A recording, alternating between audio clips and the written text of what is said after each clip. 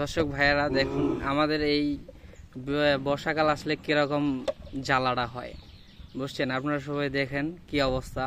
এখানে মেশিনে পিলারে নোট টোট যা আছে সম্পূর্ণ ঠিক আছে, কিন্তু নিচে এক ধরনের মামুর বেটারা আছে যারা আমাদেরকে খুব জ্বালায়।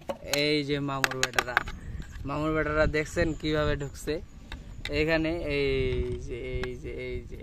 এই যে মামুর বেটারা আমাদের কাজগুলো বাড়াই দেয়। ঠিক আছে শোন বাবু, এই যে কাজটা করতেছে শোন বাবু, ঠিক আছে এই শোন বাবু একটু ঝাড়া দাও। হ্যাঁ, মামুর বেটাটাকে বাইর করে দাও। আচ্ছা দেখো তো কথায় কি হইলো, কোন তারটা ছিঁড়ছে।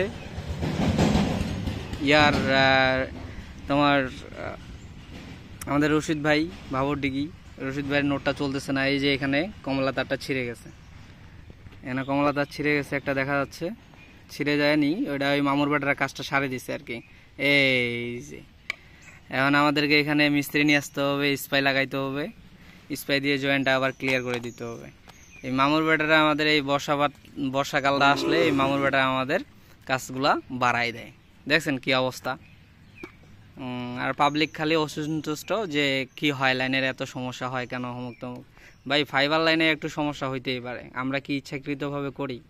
এই যে মামুর বেটারা ঢুকে কাজগুলো বাড়াই দেয়, এই কারণেই জ্বালাটা হয়। আর এটা আসলে কাস্টমারেরও কোনো দোষ নাই, আমাদেরও তো কোনো দোষ নেই। এখানে এই মামুর বেটারা আছে বলেই আমাদের আর কি আজকে এই সমস্যাগুলো। যাই হোক, কোনো সমস্যা নেই, আমরা আসছি, এটা ক্লিয়ার করে দিব। আপনারা সবাই থাকিয়েন, পরবর্তীতে আবার ভিডিও দিব।